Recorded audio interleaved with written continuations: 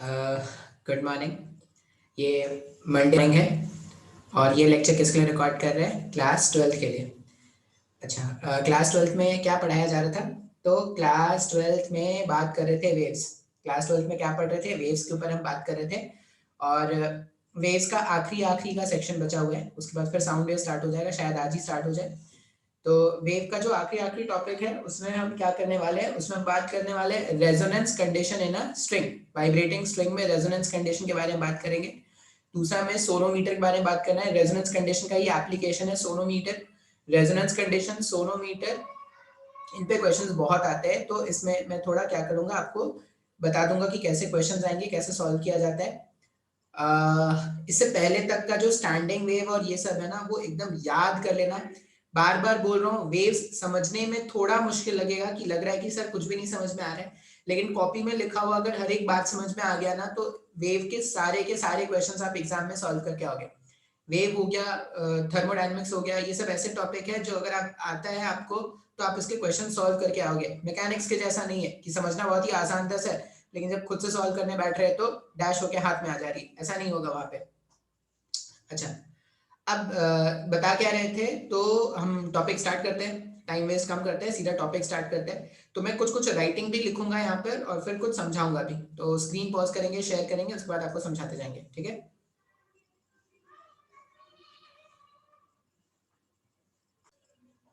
Start करते हैं। देखो हमने क्या किया ना, एक ऐसा व्हाइट रंग का धागा था, ठीक है? इस व्हाइट रंग के धागे में हमने क्या कर दिया, एक ट्यूनिंग फॉर्क जो है, एक इस तरह का ट्यूनिंग फॉर्क है, ये हमने कनेक्ट कर दिया है। और ये ट्यूनिंग फॉर्क जो है ये वाइब्रेट कर रहा है। अब जैसे ही आप ट्यूनिंग फॉर्क को कनेक्ट करोगे, तो ट्यूनिंग फॉर्क से कनेक्टेड जो धागा है, इसमें वेव इस तरह से जनरेट होना स्टार्ट होगा, ठीक है? अच्छा, ऐसा बोला गया है कि धागे का जो लेंथ है, धागे का जो लेंथ है वो कितना है? धागे का लेंथ एल का बताया गया है, मतलब यहां से यहाँ का जो लेंथ है ना, वो बताया गया है एल का। बिल्कुल सही। अच्छा, अब जब आप वेव पल्स यहां से भेजोगे, यहां से वेव पल्स भेजोगे, तो ये वेव पल्स गया, ऐसे जा रहा है, जा रहा है, जा रहा है, जा रहा है, जा रहा है, फिर यहां पर इसको क्या मिल रहा है? एक फिक्स्ड एंड मिल रहा है क्या? अब जैसे ही फिक्स्ड एंड मिलेगा इस वेव को, तो फिक्स्ड एंड से क्या होना है? रिफ्लेक्शन होगा। जब फिक्स्ड एंड से रिफ्लेक्शन होगा, तो वेव क्या कर सकता है? एक तो वेव जो है, ये जो वेव है, वो एक तो अपना डायरेक्शन चेंज कर लेता है, दूसरा वो फेज भी चेंज कर लेता है क्या? फिक्स्ड एंड से जब रिफ्लेक्शन होता है। इसका मतलब ये जो येलो वाला वेव जो था वो इंसिडेंट वेव है, और जैसे ही इस फिक्स सरफेस ये टच करेगा, तो यहां पर क्या होगा? वेव पल्स जो है वो ऐसा भागना स्टार्ट करेगा क्या? इस तरह से वेव पल्स भागना स्टार्ट करेगा। अच्छा, अब ये हो गया येलो वाला जो वेव है, यहाँ पे जो येलो वाला वेव है,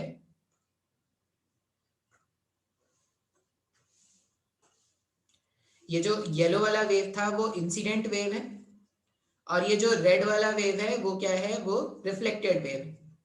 तो इंसिडेंट वेव गया, फिर रिफ्लेक्टेड वेव टकरा के वापस आ रहा है, फिर ऐसा आ रहा है, सपोज यहाँ पे आ गया। अब जैसे ही रिफ्लेक्टेड वेव इस वाले पॉइंट पर आएगा, जैसे ही रिफ्लेक्टेड वेव इस वाले पॉइंट पर आएगा, और सपोज ऐसा मान लेते हैं कि ये ट्यूनिंग फॉर्क भी अभी भी यहीं पर है।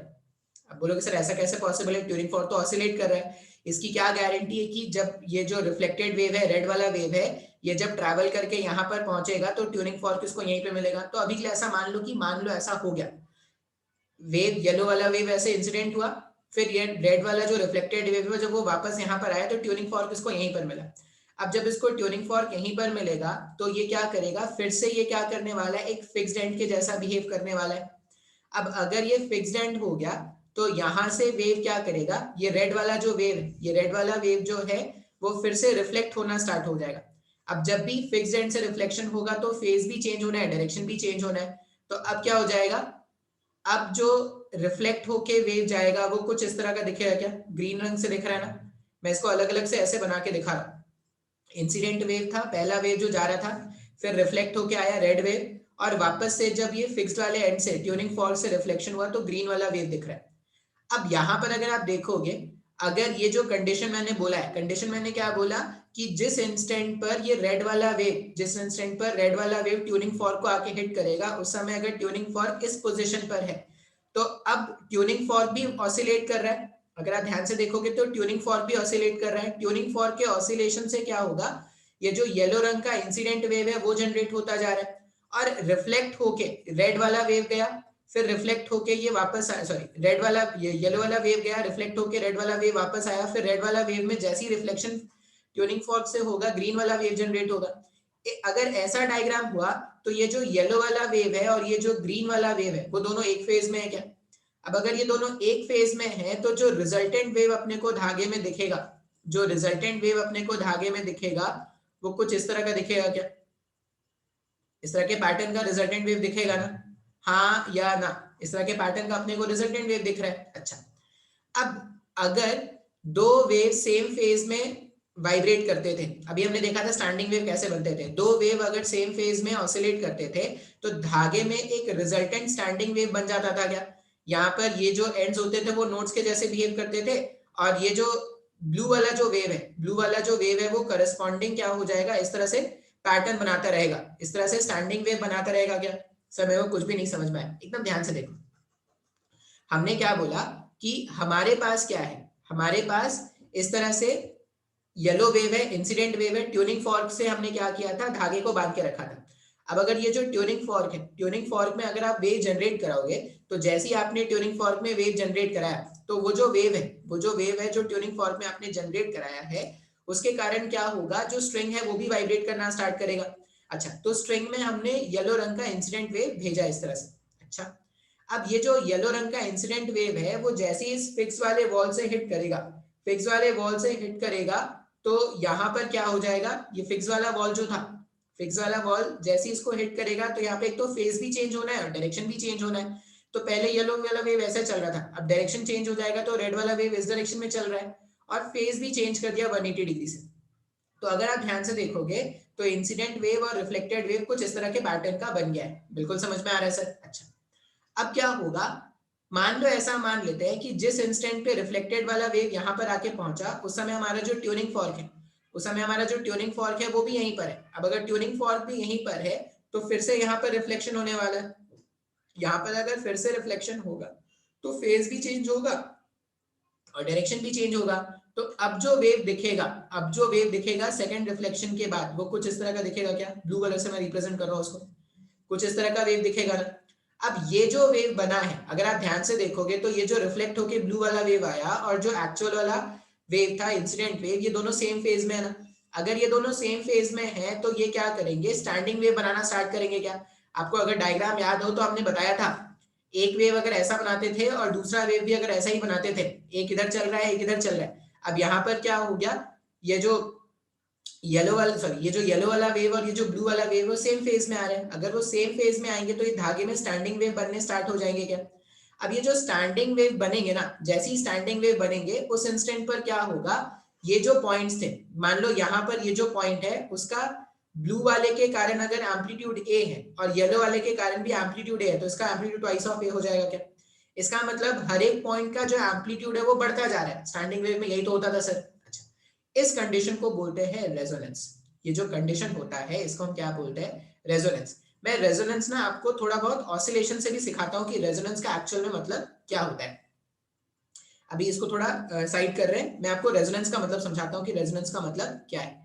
तो रेजोनेंस के लिए ना कुछ एग्जांपल देखते हैं, जैसे कुछ डेफिनेशंस है शायद आपने पढ़ा भी होगा। फ्री ऑसिलेशन, फ्री ऑसिलेशन का मतलब क्या होता है, फ्री ऑसिलेशन मतलब नेचुरल ऑसिलेशन। जैसे आपने क्या कर दिया, सपोज आपने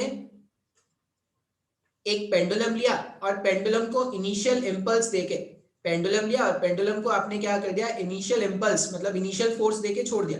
तो पेंडुलम ऐसे ऐसे ऐसे ऐसे ऑसिलेट करता रहेगा। कब? जब यहाँ पर कोई एयर वेयर नहीं रहा। अगर कोई एयर नहीं है, कोई डैम्पिंग फोर्स प्रोवाइड करने वाला एलिमेंट नहीं है, तो एक बार पेंडुलम को अगर स्टार्ट करके छोड़ दिया गया है तो ये पेंडुलम इस तरह से ऑसिलेट करता रहेगा क्या? बिल्कुल। अब ये जो पेंडुलम इस तरह से ऑसिलेट करता रहता है इसको बोलते हैं फ्री ऑसिलेशन। और इस फ्री ऑसिलेशन वाले पेंडुलम का जो फ्रीक्वेंसी होता है उसी को हम क्या बोलते हैं, नेचुरल फ्रीक्वेंसी।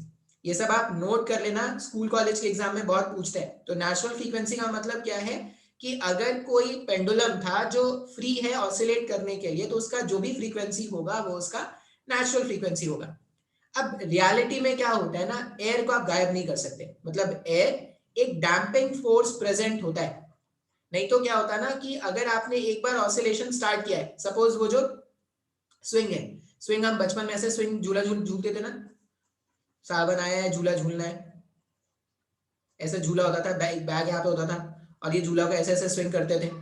अब उसमें अगर कोई डैम्पिंग फोर्स नहीं होता, अगर एयर वेयर नहीं होता ना, तो क्या होता है, एक बार झूला स्टार्ट हो गया है और तुम वही अभी भी झूले में ही रहते हैं, तुम्हारा खाना पीना डैश करना सब कुछ झूले में ही हो रहा होता। तो ऐसा तो होता नहीं है। एक बार झूला अगर स्टार्ट हुआ है तो झूला बंद भी हो जाता है। कुछ टाइम के बाद बंद क्यों हो जाता है? क्योंकि एयर नाम का डैम्पिंग फोर्स प्रेजेंट है। तो फ्री ऑसिलेशन हो गया जब कोई डैम्पिंग फोर्स के बिना ऑसिलेशन हो रहा है। नेक्स्ट होता है damped oscillation. Damped oscillation, damped oscillation में क्या होता है? डैम्प्ड ऑसिलेशन में एक डैम्पिंग फोर्स प्रेजेंट है, मतलब एयर प्रेजेंट है, एयर बार बार इसके मोशन को रोकने की कोशिश करता है। अब अगर एयर बार बार इसके मोशन को रोकने की कोशिश करता है तो क्या होता है, पहले एम्पलीट्यूड ज्यादा, फिर एम्पलीट्यूड कम, फिर कम, फिर कम, फिर कम, फिर फाइनली जीरो हो जाता है एम्पलीट्यूड। इस तरह का ऑसिलेशन होता है। अब इस तरह के ऑसिलेशन जो हमारे रियल वर्ल्ड में होते हैं इसको बोलते हैं डैम्प्ड ऑसिलेशन। अब मान लो कभी कभी आप चाहते हो कि नहीं, ये जो स्विंग है ना, ये जो स्विंग है वो ऐसे ऐसे ऑसिलेट करता रहे, तो आप क्या करते हो ना, आप अपने छोटे भाई बहन को लेके चलते हो कि बोलते हो कि चलो तुमको भी झूला झुलाएंगे, और तुम मस्ती से झूला झूल रहे हो, और वो जब जब भी आप एक एक्सट्रीम पर, मान लो ये झूला है, अगर आप जब भी इस एक्सट्रीम पर आते हो तो आप बोलते हो अपने जो भी फ्रेंड है या जो भी भाई बहन को लेके गए थे कि आप झूले को प्रेस करना जब झूला यहाँ पर आ जाए। तो वो आपका भाई क्या करता है या बहन क्या करती है, जैसे ही आप इस वाले एंड पर पहुंचते हो वो झूले को इस तरह से धक्का देता है। अब झूले को धक्का देने से क्या होता है, जो भी डैम्पिंग हुई थी वो वापस से रीगेन हो गई क्या? अब जो भी डैम्पिंग हुई थी वापस से रीगेन हो गई, तो ये इस तरह से ऑसिलेट करता रहता है। अब कभी कभार मान लीजिए अगर ऐसा हो जाए कि इसके वाइब्रेशन का, ये जो पेंडुलम था इसके वाइब्रेशन का नेचुरल फ्रीक्वेंसी, और आप जो फोर्स अप्लाई कर रहे हो यहाँ पर, जो एक्सटर्नल एजेंट जो फोर्स अप्लाई कर रहा है वो भी पीरियोडिक फोर्स अप्लाई कर रहा है, मतलब कुछ टाइम के बाद फोर्स अप्लाई कर रहा है, ऐसा नहीं कि थ्रू आउट फोर्स अप्लाई कर रहा है। तो अगर इसका फ्रीक्वेंसी, ये जो अप्लाइड फोर्स है, अप्लाइड फोर्स का फ्रीक्वेंसी और ये जो नेचुरल फ्रीक्वेंसी है, अगर ये दोनों फ्रीक्वेंसी मैच हो जाते हैं ना, तो इस कंडीशन को बोलते हैं रेजोनेंस। ठीक है, रेजोनेंस क्या है? व्हेन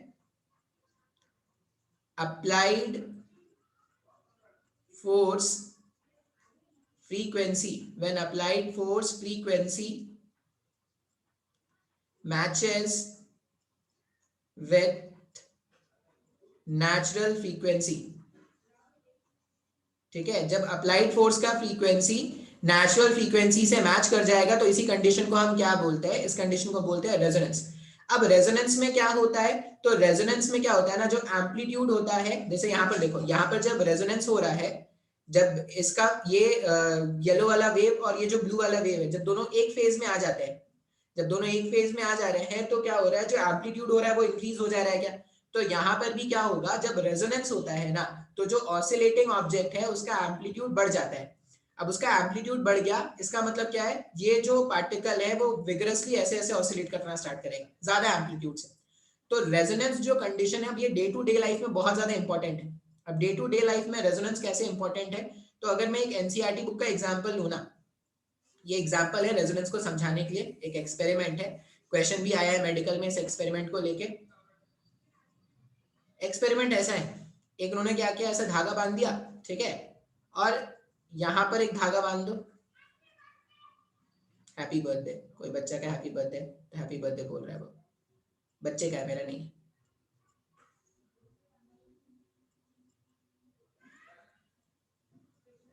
देखो ऐसा डायग्राम है, यहाँ पे क्या है, यहाँ पे एक बॉब है, यहाँ पे एक बॉब है, यहाँ पे एक बॉब है, और यहाँ पे एक बॉब है, ये ए बी सी डी।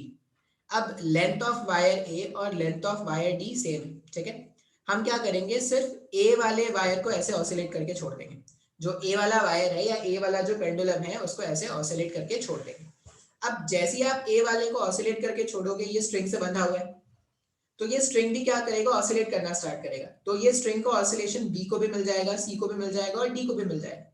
अच्छा, अब ऐसा देखा गया है कि बी और सी भी ऑसिलेट करेंगे, लेकिन डी का जो ऑसिलेशन होगा या डी का जो ऑसिलेशन का एम्पलीट्यूड होगा वो बहुत ज्यादा होगा, मतलब ए से बी से सी से सबसे ज्यादा डी का ऑसिलेशन होगा। अब ऐसा क्यों हो रहा है, क्योंकि अगर आप नोटिस करोगे तो हमने क्या रखा है, फ्रीक्वेंसी को हम क्या लिखते हैं, फ्रीक्वेंसी 1 अपॉन टाइम पीरियड होता है, और टाइम पीरियड जो होता है वो 2 पाई √L/g होता है क्या? इसका मतलब अगर लेंथ का वैल्यू सेम रखा जाए तो टाइम पीरियड सेम है। तो अगर LA और LD का वैल्यू सेम है मतलब A का टाइम पीरियड और D का टाइम पीरियड सेम है। अगर A और D का टाइम पीरियड सेम है इसका मतलब A का फ्रीक्वेंसी D के फ्रीक्वेंसी से मैच कर रहा है। अब अगर इसका जो नेचुरल फ्रीक्वेंसी है और यहाँ से जो वाइब्रेशन इसको मिला, यहाँ से जो वाइब्रेशन मिला और इसका जो नेचुरल फ्रीक्वेंसी अगर वो दोनों मैच कर जाएंगे तो वो रेजोनेंस कंडीशन हो जाता है। रेजोनेंस कंडीशन में ऑसिलेटिंग पार्टिकल का जो एम्पलीट्यूड होता है वो इंक्रीज हो जाता है। तो यहाँ पर इसका एम्पलीट्यूड क्या हो गया? इंक्रीज हो गया। इसका एक और एग्जांपल होता है, पहले के टाइम पर अगर आप देखोगे ना तो वो रेडियो चैनल, वो जो ट्रांजिस्टर्स आते थे ना उसमें एक ट्यूनर होता था, वो ट्यूनर को वो एडजस्ट करते थे। जैसे पुराने टाइम के जो टीवीज होते थे ना, अभी तो चैनल है टप टप टप टप ये करो आपका चैनल चेंज हो जाता था। पहले क्या होता था, एक ट्यूनर होता था जिसको ऐसे ऐसे एडजस्ट करना पड़ता था, ऐसे गोल गोल घुमाते थे, ऐसे गोल गोल घुमाते थे और फिर उसमें चैनल्स वो कैच करते थे। ट्रांजिस्टर्स भी आते थे, हमने तो यूज किया है, पता नहीं आपने यूज किया है कि नहीं कभी। तो हम वो जो ट्यूनर है ना, ट्यूनर को जब ऐसे ऐसे घुमाते हैं तो हम क्या करते हैं, वो जो ट्रांजिस्टर उसका फ्रीक्वेंसी सेट करते हैं। अब जो भी रेडियो वेव्स है वो अलग अलग फ्रीक्वेंसी के आ रहे हैं, अलग अलग फ्रीक्वेंसी के रेडियो वेव्स आ रहे हैं। तो जिस फ्रीक्वेंसी से वो जो ट्यूनर है, वो जो ट्रांजिस्टर है वो मैच कर जाता है, उस केस में क्या होता है, वो जो फ्रीक्वेंसी है, जो रेडियो वेव आया था उसका एम्पलीट्यूड बढ़ना स्टार्ट हो जाता है, तो वो डोमिनेंट होता है, तो हमको वो चैनल, वो गाने सुनाई देते हैं।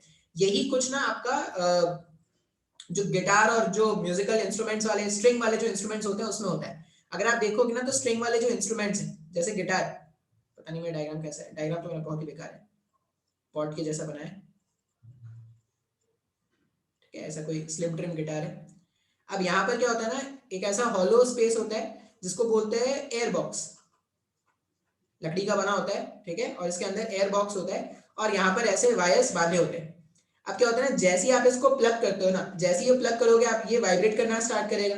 इसके वाइब्रेशन से क्या होता है ना, यहाँ पे जो अंदर में जो एयर है ना वो भी वाइब्रेट करना स्टार्ट होता है।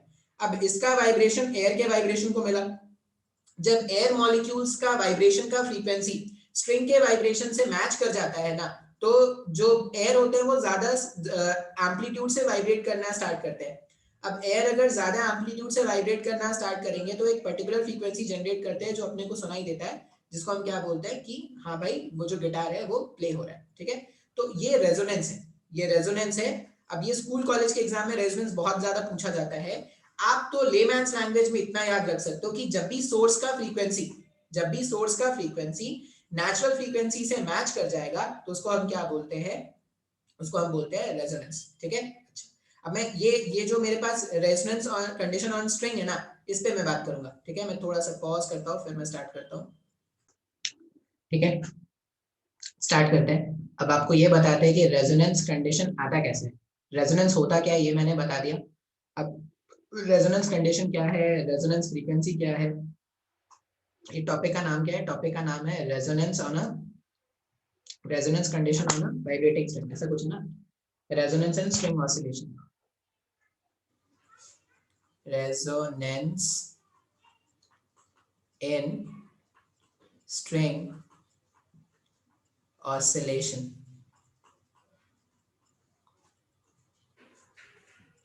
रेजोनेंस इन स्ट्रिंग ऑसिलेशन, इससे बात करते हैं। अभी ध्यान से देखना, हमने क्या बताया था कि ऐसा कुछ हो जाए कि रिफ्लेक्टेड वेव और ये जो इंसिडेंट वेव है दोनों एक फेज में आ जाए तो स्टैंडिंग वेव बनने स्टार्ट हो जाएंगे। स्टैंडिंग वेव जिसका एम्पलीट्यूड नॉर्मल वेव से, नॉर्मल ट्रैवलिंग वेव से ज्यादा होगा। अब इस कंडीशन को ही हम क्या बोल रहे थे, रेजोनेंस। अभी ध्यान से देखना, मान लो मैं बोल रहा हूँ कि मेरे को ये कंडीशन फॉर्म करना है, मैं इसका अलग अलग केसेस आपको समझा देता हूँ कैसे बन पाएगा।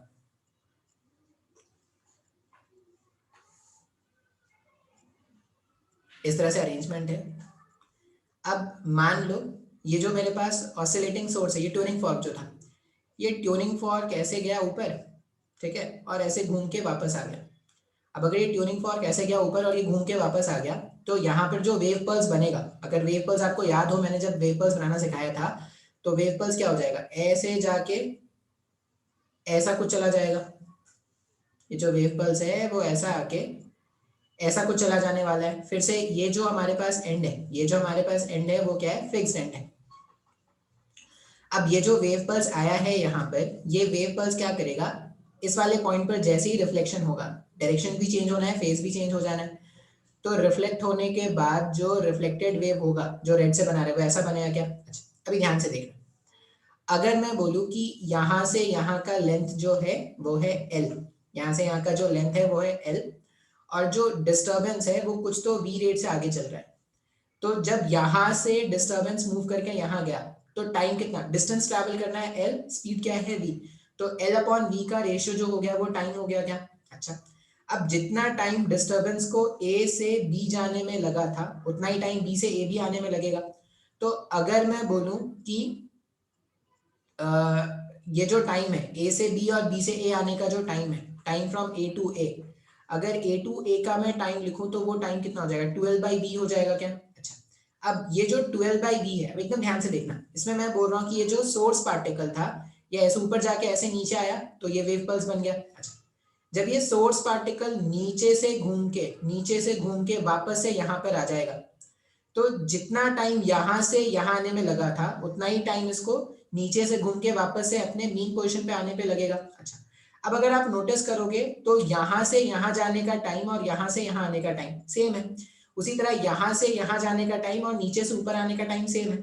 इसका मतलब जिस इंस्टेंट पर ये रिफ्लेक्टेड वाला वेव यहाँ पर पहुंचा होगा उस इंस्टेंट पर ये पार्टिकल भी यहाँ पर पहुंच गया होगा क्या? अब उसके जस्ट बाद क्या होगा, उसके जस्ट बाद ये वापस से जब ऊपर जाएगा, तो इंसिडेंट वेव कुछ ऐसा बनाना स्टार्ट करेगा, वापस से कुछ इंसिडेंट वेव ऐसा बनाना स्टार्ट करेगा। अच्छा, ये ऊपर जा रहा है, अब ये जो रेड वाला वेव है वो रेड वाले वेव में क्या होगा, रिफ्लेक्शन होगा तो फेज चेंज और डायरेक्शन चेंज दोनों होगा, तो फेज चेंज और डायरेक्शन चेंज होने के बाद कुछ इस तरह का पैटर्न होगा क्या? अब फिर से ये येलो वाला वेव और ये जो ग्रीन वाला वेव है वो सेम फेज में आ गया। अब अगर येलो वाला वेव और ग्रीन वाला वेव सेम फेज में आ गया, इसका मतलब क्या होगा, यहाँ पर स्टैंडिंग वेव बनना है। अब यहाँ पर जैसी स्टैंडिंग वेव बनेगा तो जो रिजल्टेंट वेव दिखेगा अपने को धागे में वो कुछ ऐसा वेव दिखेगा क्या? और अगर ये कंटिन्यू होता रहा तो स्टैंडिंग वेव ऐसा ऐसा और ऐसा बनता रहेगा क्या? ये धागे में अपने को ये जो ब्लू लाइन से बनाया है ये मेरे को दिखता रहेगा बार बार। बात समझ में आ रहा है? इसका मतलब मैंने ये बोला कि जो टाइम है, ये जो टाइम है जिस टाइम पर क्या हुआ, ये जो वेव था, थोड़ा पीछे ले जाते हैं, हाँ, ये जो टाइम है जिस टाइम पर क्या हुआ, जो वेव हमारे पास था ए से ए आने का, ए से वेव चल के वापस से ए आ गया, वो एक्चुअल में टाइम पीरियड के बराबर है क्या? क्योंकि पार्टिकल घूम के ऊपर गया था फिर नीचे घूम के ए आया। अब एक जो ऑसिलेशन होने का टाइम लगता है उसको टाइम पीरियड बोलते हैं, तो ये टाइम पीरियड के बराबर हो गया। इसका मतलब जब टी और टाइम फॉर ए टू ए अगर ये मैच कर जाएगा तो इस तरह कंडीशन होना स्टार्ट हो जाएगा। अच्छा, नेक्स्ट केस देखते हैं। नेक्स्ट केस में क्या बोलते हैं कि मान लिया जाए इस बार, अभी एक लूप बना था, अगर दो लूप बनते तो, अब दो लूप कैसे बनेंगे सर? दो लूप भी बना देंगे। देखो, मान लो मैंने बोला कि वेव पल्स ऐसे जाके ऐसे आया, वेव पर ये जो ऑसिलेटर है, ऑसिलेटर क्या हुआ, ऑसिलेटर ऐसे मूव करके ऐसे ऐसे आ गया, और इसमें जो धागा में जो वेव पल्स बना वो कुछ तो ऐसा बना। ठीक है, अब एक ऑसिलेशन हो चुका है, एक ऑसिलेशन होने के बाद ये जो वेव पल्स है वो यहाँ पे पहुंचा, ये इस तरह से वेव पल्स जनरेट हुआ। अब यहाँ पे रिफ्लेक्शन होगा, जब ये रिफ्लेक्शन होके वेव पल्स वापस से रिपीट होके आएगा, ऐसे रिफ्लेक्शन हुआ, रिफ्लेक्शन होने के बाद वेव पल्स वापस से रिपीट होके आया। अब ये व्हाइट वाले वेव पल्स को ए से ए जाने में जो टाइम लगेगा, रेड वाले वेव पल्स को ए डैश से ए आने में वही टाइम लगेगा क्या? इसका मतलब जितने टाइम पर ये जो रेड वाला वेव है वो रिफ्लेक्ट होके वापस आया उतने टाइम पर ये जो सोर्स था इसका दो ऑसिलेशन हो गया क्या? तो यहाँ पर टी ए डैश का जो टी ए का जो वैल्यू है ये भी ए रहेगा, यहाँ पर भी जो टी ए का वैल्यू है वो क्या हो गया, वो ट्वाइस ऑफ ए के बराबर हो गया। अब अगर तीन लूप होते तो ऐसे तीन लूप होते और ऐसे रिफ्लेक्ट होके तीन लूप आता, इसका मतलब क्या हो जाता है, टी ए का जो वैल्यू है वो 3 टाइम्स ऑफ ए के बराबर, 3 टाइम्स ऑफ टाइम पीरियड के बराबर हो जाता। बात समझ में आ रहा है क्या? मुझे कुछ ऐसा कंडीशन जनरेट करना है, ऐसा कंडीशन जनरेट करना है जिसमें क्या हो जाए, जब रिफ्लेक्टेड वेव, जैसे यहाँ पर देखो ये जो रिफ्लेक्टेड वेव था ब्लू वाला, जो ब्लू वाला रिफ्लेक्टेड वेव है और ये जो इंसिडेंट वेव है वो दोनों सेम फेज में आ रहे हैं। अब मेरे को अगर बार बार ऐसा कंडीशन चाहिए, मतलब ये जो टाइम है जिस टाइम पर वेव रिफ्लेक्ट होके वापस आ जाएगा वो टाइम पीरियड से मैच कर जाना चाहिए, या तो टी के बराबर हो जाए या 2t के बराबर हो जाए या 3t के बराबर हो जाए, या इन जनरल अगर TAA का value n times of time period के बराबर हो जाए। अब ये n यहाँ पर क्या है, तो n number of times of oscillations, जो कंप्लीट ऑसिलेशंस हो रहे हैं। अगर यहाँ पर 3 ऑसिलेशन होते तो 3 into t का टाइम होता। अगर n कंप्लीट ऑसिलेशंस हो गए तो n into कैपिटल T का टाइम हो रहा है। बात समझ में आ रहा है क्या? तो यहाँ पर जो स्टैंडिंग वेव जनरेट होगा, ये जो स्टैंडिंग वेव जनरेट होगा वो तभी जनरेट हो सकता है जब A पॉइंट से वेव चलकर वापस A पॉइंट पर आ जाए, और उस टाइम पर पार्टिकल का जो ऑसिलेशन है वो या तो एक ऑसिलेशन कंप्लीट हुआ हो, या 2 ऑसिलेशन कंप्लीट हुआ हो, या कोई भी जनरल n ऑसिलेशंस कंप्लीट हुए हो। बात समझ में आ रहा है क्या? तो ये कंडीशन फॉर रेजोनेंस है। कंडीशन ऑफ रेजोनेंस अगर आपसे कोई पूछे कि स्ट्रिंग, ये जो स्ट्रिंग इस तरह से बांध के रखा गया था, इसमें अगर मेरे को रेजोनेंस कंडीशन फाइंड आउट करना है, रेजोनेंस का मतलब था कि दोनों रिफ्लेक्टेड वेव और इंसिडेंट वेव अगर सेम फेज में आ गए तो वो रेजोनेंस हो गया। अब अगर मेरे को रेजोनेंस कंडीशन चाहिए तो जो time period of oscillation of source है, रेजोनेंस कंडीशन क्या बोल रहा है? रेजोनेंस कंडीशन जो है वो क्या होना चाहिए? n times of time period. Time period यहाँ पे किसका टाइम पीरियड है? सोर्स पार्टिकल का। वो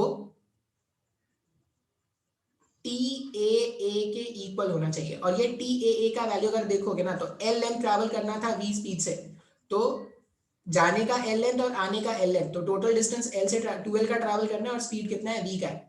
इसका मतलब रेजोनेंस कंडीशन कुछ ऐसा है, n into t equals to 2L by v। अब इसको अगर आप सिंप्लीफाई करोगे, और अगर मैं L का वैल्यू यहाँ से, या L का वैल्यू कुछ भी ढूंढ लूं, मान लो L का वैल्यू ढूंढते हैं, L को क्या लिख सकते हैं? NTV divided by 2। अच्छा, किसी भी वेव में अगर मैं टाइम पीरियड और वेव वेलोसिटी को मल्टीप्लाई कर दूं तो वो वेवलेंथ के बराबर होता है क्या? इसका मतलब जो L लेंथ है, L लेंथ जो है वो n लैम्डा बाई 2 के इक्वल आ रहा है क्या? अब ये भी कंडीशन है, रेजोनेंस कंडीशन, जो आप याद रख सकते हो। या तो आप रेजोनेंस कंडीशन इसको बोलो कि n times of time period जो ऑफ सोर्स होगा वो 12 बाई v के बराबर है, या लेंथ जो है वो n लैम्डा बाई 2 के बराबर है। अब कैसे सर, मेरे को तो नहीं समझ में आया। जैसे जो पहला केस हमने बताया था उसमें ऐसा कुछ डायग्राम बन रहा था, ये भी नोड है, ये भी नोड है, दो नोड के बीच में लैम्डा बाई 2 का गैप होता है, तो L लेंथ में कितना गैप आ रहा है? Lambda by 2। मतलब अगर n का वैल्यू 1 है, n का वैल्यू 1 मतलब अगर सोर्स का फ्रीक्वेंसी अगर 1 है तो एक wavelength, half of the wavelength आया था यहाँ पर, मतलब n इंटू लैम्डा बाई 2, तो n का वैल्यू क्या कर सकते हैं? 1 से स्टार्ट कर सकते हैं। फिर इसी का जब सेकंड केस देखा, सेकंड केस में हमने क्या बोला था? दो वेव्स ऐसे बनाए थे हमने, दो वेव बनाए थे, तो एक ऐसा गया था वेव और टकरा कर ऐसे आया था। तो यहाँ पर अगर देखोगे तो इसका फ्रीक्वेंसी 2 रखा था ना। अब अगर इसका फ्रीक्वेंसी 2 होगा तो ये लैम्डा बाई 2 और ये lambda by 2, 2 times of lambda by 2 lambda हो जाएगा क्या? तो L जो है वो लैम्डा के करस्पॉन्डिंग होगा। अच्छा, इस केस में अगर आप देखोगे तो देखो, ये नोड, ये नोड, ये नोड, ये नोड, ये नोड, तो यहाँ पर हो गया lambda by 2 lambda, 3 lambda by 2 2 lambda, मतलब L जो है वो 2 लैम्डा के बराबर है क्या? तो एक कंडीशन क्या है, अगर रेजोनेंस आपको फॉर्म कराना है, रिफ्लेक्टेड वेव और इंसिडेंट वेव के बीच में आपको रेजोनेंस कंडीशन फाइंड आउट करना है, तो जो सोर्स पार्टिकल का ऑसिलेशन टाइम है n इंटू टी, ऑसिलेशन का जो टाइम होगा वो क्या होना चाहिए? वो n इंटू टी का रिलेशन 2L बाई v के बराबर होना चाहिए, ये एक रिलेशन है। या जो लेंथ है, धागे में जो लेंथ है उसमें integral multiple of lambda by 2 adjust होने चाहिए। अब n का वैल्यू 1 2 3 4 से लेकर कुछ भी हो सकता है। तो ये दो कंडीशंस है जिसमें अपन को क्या मिलेगा? रेजोनेंस कंडीशन आना स्टार्ट हो जाएगा। रेजोनेंस कंडीशन में होता क्या है? तो स्टैंडिंग वेव जनरेट होने स्टार्ट हो जाते हैं जिनका एम्पलीट्यूड होगा ट्वाइस ऑफ ए, या ए से ज्यादा हो जाएगा। जो भी ट्रैवलिंग वेव थे उनके एम्पलीट्यूड से ज्यादा एम्पलीट्यूड हो जाएगा। बात समझ में आ रहा है? अच्छा, मेरे पास आ गया कंडीशन फॉर रेजोनेंस क्या है? तो रेजोनेंस का कंडीशन टाइम पीरियड के टर्म्स में या लेंथ के टर्म्स में आप याद रख सकते हो। लेंथ के टर्म्स में क्या हो जाएगा? n लैम्डा बाई 2 हो जाएगा। अब अपने को क्या करना है? रेजोनेंस फ्रीक्वेंसी फाइंड आउट करना है। मुझे ये पता चल गया कि अगर येलो वाला वेव और ब्लू वाला वेव अगर एक फेज में है, देखो तीन बातों से बोल सकते हैं, या तो येलो वाला वेव, इंसिडेंट वेव और रिफ्लेक्टेड वेव फेज में हो जाए, एक फेज में हो जाए तो रेजोनेंस मिल जाएगा, या क्या बोल सकते हैं?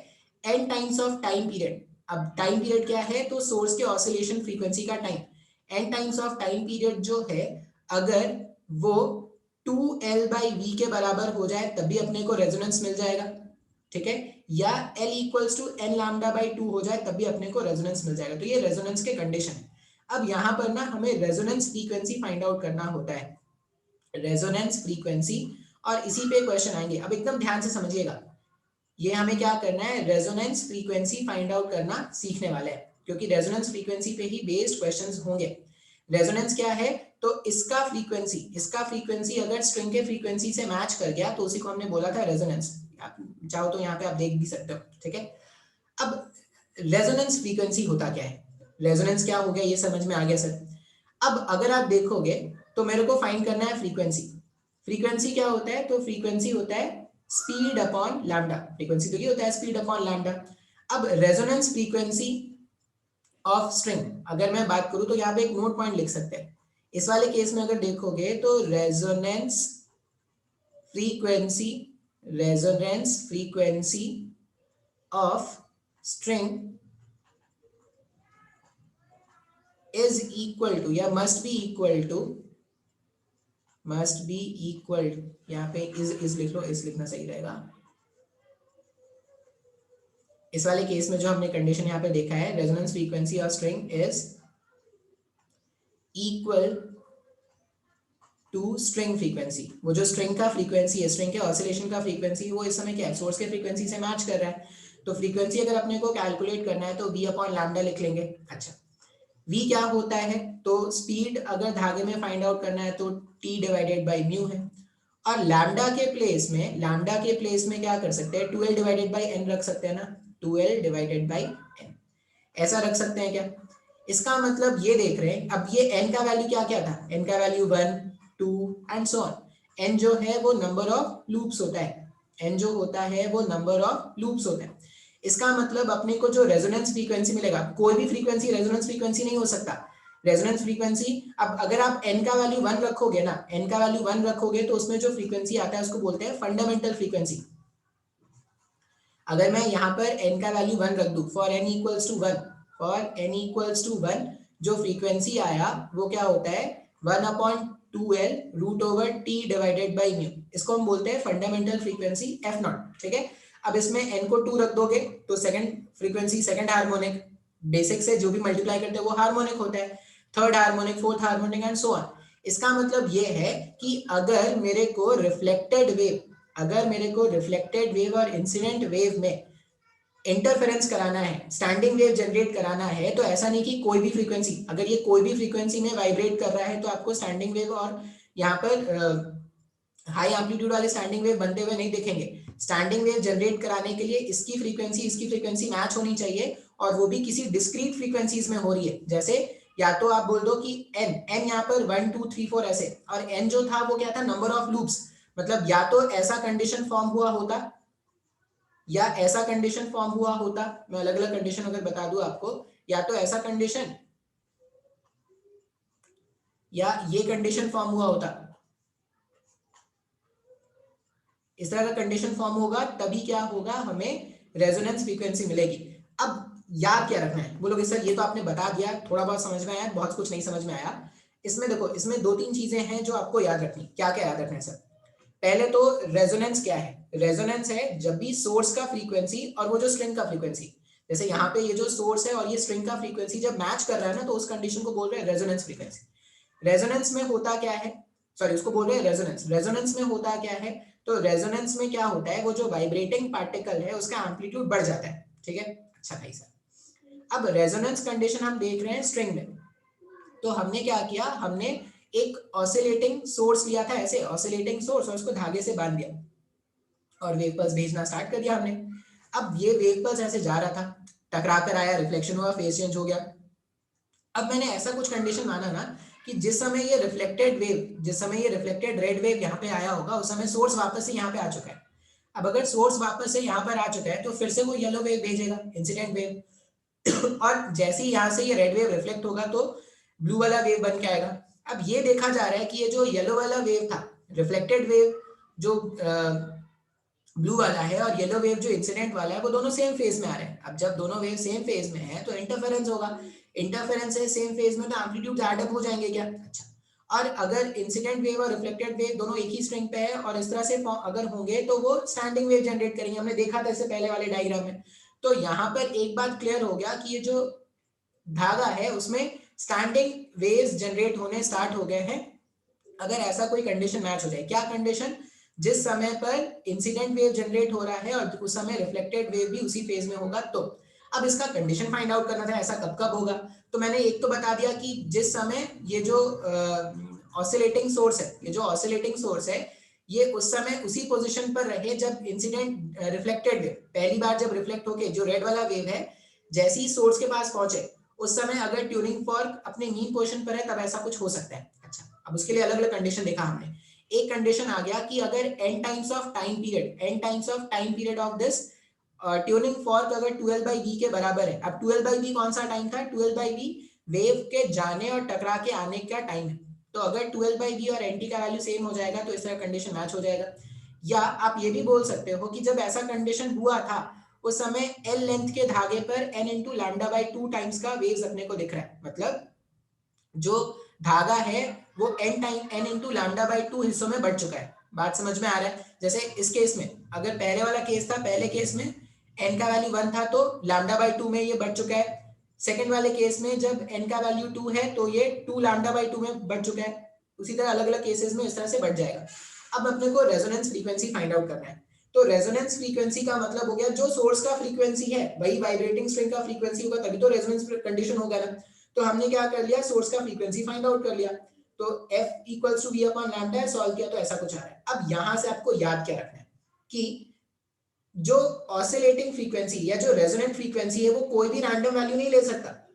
ऑसिलेटिंग फ्रीक्वेंसी कोई भी रैंडम, जैसे हम जो अरेंजमेंट देखेंगे उसमें टी और म्यू का वैल्यू कांस्टेंट होता है, टेंशन और म्यू का वैल्यू कांस्टेंट हो गया। एक बार मैंने धागों को फिक्स कर दिया तो टेंशन का वैल्यू कांस्टेंट हो गया। तो अगर तुम n को चेंज करोगे तब जाके फ्रीक्वेंसी चेंज होगा ना। और वो भी तुम n का वैल्यू यहाँ पर क्या ले सकते हो, 1 2 3 एंड सो ऑन, मतलब आप इंटीजर्स ही ले सकते हो, पॉजिटिव इंटीजर्स, बाकी आप वैल्यू नहीं ले सकते। इसका मतलब रेजोनेंस कंडीशन हर रेजोनेंस फ्रीक्वेंसी हर फ्रीक्वेंसी नहीं हो सकता, कुछ डिस्क्रीट फ्रीक्वेंसीज होंगे, कुछ डिस्क्रीट फ्रीक्वेंसीज होंगे जिस पे ये ऑसिलेट करेगा तब जाके रेजोनेंस मिलेगा। बात समझ में आया है क्या? हाँ या ना? अच्छा, अब यहाँ पे जो एक्सप्लेनेशन है ना उसमें हम क्या कर रहे थे, इसके फ्रीक्वेंसी को चेंज कर रहे थे। ये जो ट्यूनिंग फॉर्क है, ट्यूनिंग फॉर्क के फ्रीक्वेंसी को चेंज कर रहे थे। पहले ये देखा, फिर ये देखा, फिर ये देखा। लेकिन जो क्वेश्चंस आएंगे ना, क्वेश्चंस में हम टेंशन को चेंज करेंगे, सोर्स का जो फ्रीक्वेंसी रहेगा वो कांस्टेंट रहेगा, हम अलग अलग टेंशन चेंज करेंगे तो अलग अलग फ्रीक्वेंसीज मिलने स्टार्ट हो जाएंगे। आपको समझ में आ जाएगा। अभी के लिए बस इतना समझ लो कि ट्यूनिंग फॉर्क का फ्रीक्वेंसी और ये जो वाइब्रेटिंग स्ट्रिंग का फ्रीक्वेंसी अगर मैच कर जाएगा तो रेजोनेंस कंडीशन हो जाएगा। और रेजोनेंस कंडीशन में क्या होता है, standing waves of high amplitude generate होने स्टार्ट हो जाते हैं। इसके कुछ एप्लीकेशंस कराएंगे तो शायद ज्यादा अच्छे से समझ में आएगा। ठीक है, दो एप्लीकेशन है, एक तो क्वेश्चन करा दूंगा और एक सोनोमीटर कराता हूँ। ठीक है, इसको स्क्रीन पॉज करते हैं, वापस से क्वेश्चन लिखेंगे फिर आते हैं। देखो एक क्वेश्चन है, क्वेश्चन कैसा है, an object of mass m, यहाँ पे एक ऑब्जेक्ट है जिसका मास कितना है, m है, is hung from a thin taut string with linear mass density 2 ग्राम पर मीटर। मतलब ये जो स्ट्रिंग है ना, ये स्ट्रिंग का मास पर एंड लेंथ हमें दे दिया गया है 2 ग्राम पर मीटर का है। that passes over a light pulley, और ये जो स्ट्रिंग है वो एक लाइट पुली पर पास हो रहा है। The string is connected to a vibrator which can be vibrated with constant frequency f। अच्छा, ये जो वाइब्रेटर है यहाँ पर, ठीक है, ये जो वाइब्रेटर है वो जो वाइब्रेट करता है, वाइब्रेटर, ठीक है, वाइब्रेटर जो है जो वाइब्रेट करता है उसका फ्रीक्वेंसी कितना है, f। and the length of the string between vibrator and the pulley is 2 metre. और ये जो धागा पुली और वाइब्रेटर के बीच है उसका लेंथ कितना बताया उन्होंने, 2 मीटर का बताया, बिल्कुल सही है। The standing waves are formed when the mass m of the object is either 16 kg। ये बोल रहे हैं कि यहाँ पे स्टैंडिंग वेव बनेंगे, ये जो धागा है इस धागे में स्टैंडिंग वेव बनेंगे if mass m of the object, earphone तो लगाया यार, पता नहीं साउंड आया भी, और नहीं साउंड आ जाता है, कैप्चर कर लेता है ये। हाँ, तो क्या क्वेश्चन क्या पूछ रहे हैं कि the standing waves are formed when the mass m of the object is either 16 kg। जब इसका मास या तो 16 kg का है या 25 kg का है तो यहाँ पर धागे पे अपने को स्टैंडिंग वेव बन रहे हैं। स्टैंडिंग वेव बन रहे हैं मतलब रेजोनेंस हो रहा होगा। It is observed that no standing waves are formed with any mass between these values। और ये भी बोल रहे हैं कि इनके बीच में 16 kg और 25 kg के बीच में अगर कोई मास अटैच किया जाता तो यहाँ पर कोई स्टैंडिंग वेव नहीं होता। अब ये तो लॉजिकल है ना, रेजोनेंस हम जानते हैं कि रेजोनेंस फ्रीक्वेंसी कुछ डिस्क्रीट वैल्यूज पर ही होता है, हर फ्रीक्वेंसी पे रेजोनेंस होता नहीं है। तो अब हमसे पूछा गया है कि what is the frequency of this vibrator. अब यहाँ पर जो मैंने अभी तुमको समझाया था ना, उसमें मैं बार बार वाइब्रेटर के फ्रीक्वेंसी को चेंज करा था। देखो, कभी उसका ऑसिलेशन 1 रखता था, कभी उसका ऑसिलेशन 2 रखता था, कभी 3 रखता था, एंड सो ऑन। इस बार ये जो वाइब्रेटर है, वाइब्रेटर का फ्रीक्वेंसी क्या है? कांस्टेंट है। क्या चेंज हो रहा है? धागे का टेंशन। इसे जब हमने डेरिवेशन कराया था, जो आपको जब समझाया था रेजोनेंस, तो वहां पे धागे का टेंशन रखते थे कांस्टेंट, और चेंज क्या करे थे? सोर्स का फ्रीक्वेंसी। हमें तो कंडीशन फाइंड आउट करना था ना रेजोनेंस का। रेजोनेंस का कंडीशन है जब ये सोर्स के वाइब्रेशन का फ्रीक्वेंसी स्ट्रिंग के वाइब्रेशन के फ्रीक्वेंसी से मैच हो जाएगा, तो उसको रेजोनेंस कंडीशन बोलते हैं। तो यहाँ पर वाइब्रेटर जो है उसका फ्रीक्वेंसी तो कांस्टेंट है। अब मैं क्वेश्चन को इरेज कर दे रहा हूँ क्योंकि क्वेश्चन का काम खत्म हो गया है। 16 kg 25 kg इतना याद रखना। 10-15 मिनट लगा वो क्वेश्चन लिखने को मेरे को। अच्छा, अब हमने देखा था कि जो रेजोनेंस होता है, तो जो फ्रीक्वेंसी है, फ्रीक्वेंसी जो होता है वो n times 2l root over t divided by mu, ऐसा कुछ होता है क्या? अच्छा, अब ये जो फ्रीक्वेंसी है ना, ये फ्रीक्वेंसी है सोर्स का फ्रीक्वेंसी। यहाँ पे जो फ्रीक्वेंसी है वो क्या है? सोर्स का फ्रीक्वेंसी, जो क्या है? कांस्टेंट है। सोर्स का फ्रीक्वेंसी कांस्टेंट है, और यहाँ पर स्ट्रिंग के वाइब्रेशन का जो फ्रीक्वेंसी है, अब अलग अलग मासेस रखोगे, अलग अलग मासेस रखोगे तो टेंशन का वैल्यू अलग अलग हो जाएगा। टेंशन का वैल्यू अगर अलग अलग है तो नंबर ऑफ लूप्स जो फॉर्म होंगे वो अलग अलग होंगे ना। हमने देखा भी था अलग अलग लूप्स फॉर्म हो रहे थे, कभी 1 लूप था, कभी 2 लूप था, कभी 3 लूप था, एंड सो ऑन। इसका मतलब ये जो फ्रीक्वेंसी है, ऑसिलेटर का जो फ्रीक्वेंसी है वो कांस्टेंट है। अगर वो कांस्टेंट है और टेंशन चेंज हो रहा है, तो जो नंबर ऑफ लूप्स का फॉर्मेशन हो रहा होगा वो चेंज हो रहा होगा। बिल्कुल सर, बात समझ में आ रहा है। अब लॉजिकली सोचो, जितना ज्यादा टेंशन का वैल्यू होगा, नंबर ऑफ लूप्स उतने कम होने चाहिए ना, क्योंकि ये फ्रीक्वेंसी इक्वल्स टू के इस तरफ अगर कांस्टेंट है और ये n रूट इनटू t के बराबर है, तो जितना ज्यादा आप टेंशन का वैल्यू रखोगे, नंबर ऑफ लूप्स उतने कम होते जाएंगे। अच्छा, तो अगर ऐसा मान लिया जाए, for mass m, for mass m, if number of loops is p, ठीक है, और मास m कितना? फॉर मास 16 kg, 16 ग्राम था ना, 16 kg था। मास ग्राम में था, kg में था भाई, क्या सब क्या था?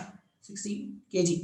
For mass 16 kg if the number of loop is p, अगर मास 16 kg है तो टेंशन कितना हो जाएगा? 16 into acceleration due to gravity, वो टेंशन का वैल्यू हो जाएगा क्योंकि भाग तो नहीं रहा, कहीं पे लटका हुआ है। अब अगर मैंने मास को बढ़ा दिया, for mass 25 kg, number of loops जो है वो कितना हो जाएगा? अगर 16 पे p था तो 25 पे क्या हो गया? अगर 25, अगर मैंने टेंशन बढ़ा दिया तो नंबर ऑफ लूप कम हो जाना चाहिए। अब अगर नंबर ऑफ लूप कम हो जाएगा तो कितना हो जाएगा? p -1 हो जाएगा ना। अब सर आपने p -1 क्यों लिखा? क्योंकि 16 और 25 के बीच में तो कोई कंडीशन था ही नहीं। अगर एक ऐसा था, ठीक है, अगर एक कंडीशन ऐसा था तो इसका नेक्स्ट वाला कंडीशन कैसा होता है? ऐसा होता है क्या? तो इसमें 2 लूप है, अगर इसमें p लूप थे तो इसमें कितना हो जाएगा? p -1 लूप हो जाएगा। बिल्कुल। अब ऑसिलेटर का फ्रीक्वेंसी तो कांस्टेंट है। अगर ऑसिलेटर का फ्रीक्वेंसी कांस्टेंट है और मेरे पास दो कंडीशन इस तरह से है, तो मैं क्या कर सकता हूँ? अगर मैं पहले वाले कंडीशन से ऑसिलेटर, अब अगर रेजोनेंस, अब देखो यहाँ पे बोला गया है, क्वेश्चन में क्या बोल रहे थे? क्वेश्चन में बोल रहे हैं कि it is observed that no standing waves are formed. उससे पहले वाला line, the standing waves are formed when the masses of m are 16 kg and 25 kg. अगर 16 kg और 25 kg में स्टैंडिंग वेव्स बन रहे हैं, मतलब रेजोनेंस कंडीशन है, तो रेजोनेंस कंडीशन में फ्रीक्वेंसी ऑफ सोर्स जो है वो ऑसिलेटर के फ्रीक्वेंसी के इक्वल हो जाएगा। पहले टाइम पर अगर लिखेंगे तो क्या हो जाएगा? p divided by 12 root over 16 into acceleration due to gravity का वैल्यू हो गया 10 डिवाइडेड बाय म्यू। ये लिख सकते हैं क्या? अच्छा, सेकंड वाले केस के लिए अगर लिखा जाए फ्रीक्वेंसी, ये किसका फ्रीक्वेंसी है? सोर्स का फ्रीक्वेंसी, तो ये हो जाएगा p -1 डिवाइडेड बाय 12, लेंथ में चेंज हुआ नहीं, मास कितना हो गया था? 25 इंटू 10 डिवाइडेड बाय म्यू। अच्छा, अब ये जो सोर्स फ्रीक्वेंसी, वाइब्रेटर का फ्रीक्वेंसी कांस्टेंट था, क्या चेंज हो रहा है? धागे का टेंशन, जैसे नंबर ऑफ लूप्स जो हो रहे हैं वो चेंज हो रहे हैं। यही कंडीशन पहले जब डेरिवेशन में ये कंडीशन ला रहे थे तो फ्रीक्वेंसी, सोर्स का फ्रीक्वेंसी चेंज करके ला रहे थे। अभी जो नंबर ऑफ लूप्स चेंज हो रहे हैं वो धागे के टेंशन को चेंज करने से हो रहा है। अब बस इसको सॉल्व कर लो। अगर आप दोनों इक्वेशंस को देखोगे, अगर ये इक्वेशन 1 है और ये इक्वेशन 2 है, अगर तो इक्वेशन 1 और इक्वेशन 2 के LHS इक्वल है, मतलब RHS भी इक्वल हो जाएंगे। तो p divided by 12 root over of 16 into 10 divided by mu is equal to p minus 1 divided by 2l root over of 25 into 10 divided by mu. ये mu को इस म्यू से कैंसिल कर सकते हैं, रूट ओवर 10 को रूट ओवर 10 से cancel कर सकते हैं, 2l को 2l से कैंसिल कर सकते हैं। तो p divided by p minus 1 इसका वैल्यू आ रहा है रूट ओवर ऑफ 25 का मतलब हो गया 5 और रूट ओवर 16 जब नीचे आएगा तो ये हो जाएगा 4। इसको जब सॉल्व करोगे तो 4p equals to 5p minus 5, तो 5 इक्वल्स टू p के इक्वल आ रहा है, मतलब p का वैल्यू हमने फाइंड आउट कर लिया, तो p का वैल्यू किसके इक्वल आ रहा है, 5 के इक्वल आ रहा है। तो जो नंबर ऑफ लूप्स 16 वाले में फॉर्म हुए थे वो कितने हो रहे थे, 5 फॉर्म हो रहे हैं। तो जो 25 वाले में नंबर ऑफ लूप्स फॉर्म होते हैं वो कितने होते हैं, 4 होते हैं। तो ये पहला आंसर अगर अपने को ढूंढना है, अब देखो पहला आंसर कैसे ढूंढेंगे, n का वैल्यू अपने को मिल गया, p का वैल्यू मिल गया, मतलब n का वैल्यू मिल गया ना, क्या हो रहा है, p का वैल्यू मिल गया मतलब n का वैल्यू मिल गया पहले वाले कंडीशन में। तो पहले वाले कंडीशन में अगर मैं n के प्लेस में p का वैल्यू कितना है 5, तो f equals to 5 upon 2 times of length, length का वैल्यू पता है ना, लेंथ कितना यूज करना था, 2 का यूज करना था, root over of tension, p के केस में टेंशन कितना था, p के केस में tension 16 into 10 divided by mu, mu का वैल्यू कितना है 2 ग्राम था, 2 ग्राम है मतलब 2 इंटू 10 टू पावर माइनस 3 लिख सकते हैं ना ऐसा, 2 ग्राम पर यूनिट लेंथ था ना, पर यूनिट मीटर था क्या, बिल्कुल। इसको सिंप्लीफाई कर लो, ये 1 हो जाएगा, ये 8 हो जाएगा, 10 टू पावर माइनस 3 जब ऊपर जाएगा तो 10 टू पावर 4 हो जाएगा ना, तो ये जो फ्रीक्वेंसी उसका कुछ तो वैल्यू ऐसा है 5 डिवाइडेड बाई 4, 8 का रूट निकाला तो 2 रूट 2 आया और ये हो जाएगा इंटू 100, ठीक है, ये 1 हो जाएगा, 2 हो गया, ये 1 हो गया, ये भी 50 हो गया, तो 50 इंटू 5 250, तो आंसर है 250 रूट 2 हर्ट्ज, ये हमारे ऑसिलेटर का फ्रीक्वेंसी है, बिल्कुल सही है सर। अब ये हो गया क्वेश्चन का पहला part, what is the frequency of the vibration. अब अगर ध्यान से देखोगे तो मैंने रेजोनेंस कंडीशन यूज किया, रेजोनेंस कंडीशन में ये बोलते हैं कि अगर एक बार number of loops p form हुआ है और दूसरा कंडीशन में अगर मैं चेक करूं तो या तो p + 1 होगा या p - 1 होगा, depending on the frequency, sorry depending on the tension. अगर टेंशन बढ़ा दोगे तो नंबर ऑफ लूप कम हो जाएगा, अगर टेंशन कम कर दोगे तो नंबर ऑफ लूप्स बढ़ जाएंगे। अब यहाँ पर अगर मेरे से सेकंड क्वेश्चन पूछा जाए तो सेकंड क्वेश्चन देखो क्या पूछा है हमसे इन्होंने कि largest mass for which standing wave could be observe. अब minimum condition for standing wave क्या था कि धागा कुछ ऐसा दिखे, इसके लिए n का वैल्यू 1 हो गया, क्या नंबर ऑफ लूप 1 है, तो अगर आप देखोगे तो फ्रीक्वेंसी का वैल्यू हमारे पास कितना आ गया है 250 रूट 2, n का वैल्यू है 1, 2 इंटू l, टेंशन का वैल्यू m इंटू 10 लिख दो और ये कितना लिख दोगे 2 इंटू 10 टू पावर माइनस 3, ठीक है। अब इसको सिंप्लीफाई कर लेते हैं, L का वैल्यू भी कितना था 2 था, तो ये पूरा उधर चला जाएगा तो ये हो जाएगा 250, मतलब ये 1000 हो गया, 1000 root 2 equals to 10m divided by 2 into 10 to power minus 3, squaring कर देते हैं, 1000 इंटू 1000 इंटू 2 10m बाई 2, ये 10 टू द पावर प्लस 7 के ऊपर चला गया तो 4 जीरो कैंसिल कर लो, 1 2 3 4 कैंसिल हो गया, और क्या कैंसिल हो रहा है, ये इधर हो गया, तो m का वैल्यू आ जाएगा 400, m का वैल्यू 400 आ गया, कुछ ज्यादा नहीं आ गया m का वैल्यू, 10 इंटू m का वैल्यू 400 आ रहा है, क्या आंसर है क्या सही, लार्जेस्ट मास 400 kg, बिल्कुल सही आंसर आया भाई साहब, 400 kg का जो मास है वो क्या हो जाएगा, लार्जेस्ट मिनिमम केस होगा जिसमें स्टैंडिंग वेव मिल जाएगी। तो इस तरह से क्वेश्चन को सॉल्व करना है, थोड़ा मुश्किल है, थोड़ा मुश्किल है, कहानी के जैसा याद करोगे तो समझ में आ जाएगा। स्टैंडिंग वेव या रेजोनेंस कंडीशन स्ट्रिंग में अगर बात करेंगे तो जो सोर्स का फ्रीक्वेंसी और जो स्ट्रिंग का फ्रीक्वेंसी वो मैच कराना है।